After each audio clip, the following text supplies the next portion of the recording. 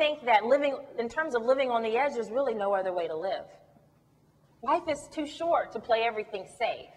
Now, don't get me wrong, I believe very, very strongly in responsible decisions. That's not what I'm saying.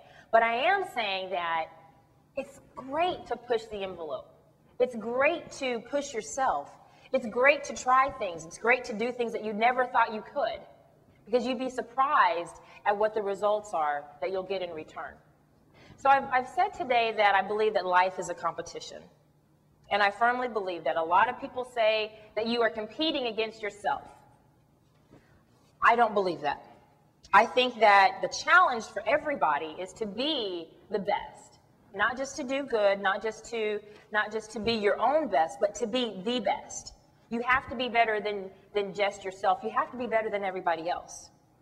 And if you've ever competed in any kind of sport, if you've ever lost, you realize that you're not just competing against yourself. So it's not negative to say that life is a competition, because it's a reality. The job market right now is very tight. In order for you to compete in the job market, you have to stand out.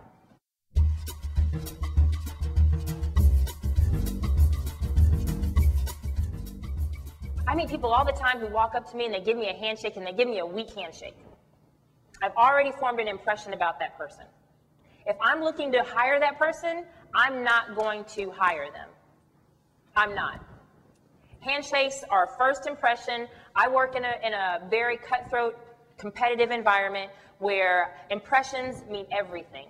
If I walked up to Donald Trump when I met him and shook his hand and I had a weak handshake, I didn't assert myself. I didn't have to be arrogant. But if I didn't assert myself with a certain level of confidence, there was no way that I was moving past that first impression. And so your communication is more than what you say. It's how you communicate your confidence through your actions, through your words, through your face, through your hands, through your whole body. And so I have to emphasize that to you, that communication is key. It's not just about what you say, it's about how you say it as well.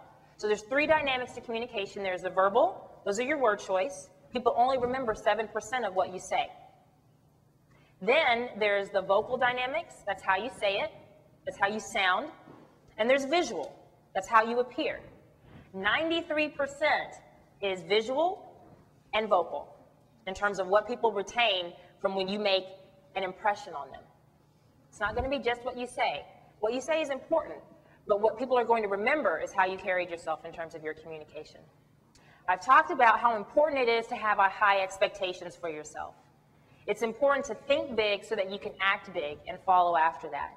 Your expectations determine your capacity and your commitment to excel. Now, in order to have the edge, you need three things. You need, number one, to have confidence.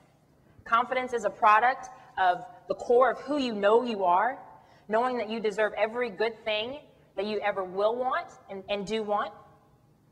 It's about investing in yourself, investing in quality opportunities so that you expand your confidence. It's about practicing so that you become good at what you do, so that you become an expert at what you do. And it's about reflection. So the first piece of that competitive edge is confidence. The second piece is communication, knowing that it's not just what you say, but it's how you say it. And developing that skill will determine your capacity to excel throughout the rest of your life.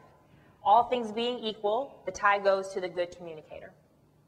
And third, it's about having that competitive edge, which is getting the right information, which is having a sense of imagination so that you can think unique, and then implementing, executing, just getting out there to do it.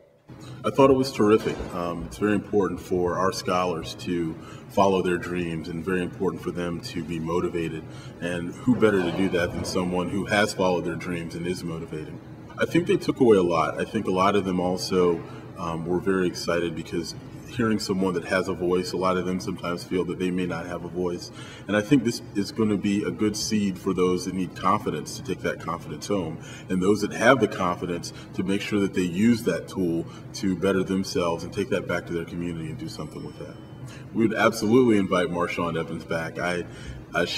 What she did today was absolutely inspiring, and it's exactly what I think our scholars look for and what our scholars need, and that is someone to help motivate them to follow their dreams. As someone who used to get in trouble for talking, now to be able to speak for a living and to do this as my passion is truly a blessing, but it's also a tremendous responsibility. And I look at this as an opportunity to really equip others to maximize their own potential. And my ultimate mission and my objective is to help others realize that the power of expectation really does influence every single choice that you'll ever make in your life. And I'm blessed to have the opportunity to share that message with other people.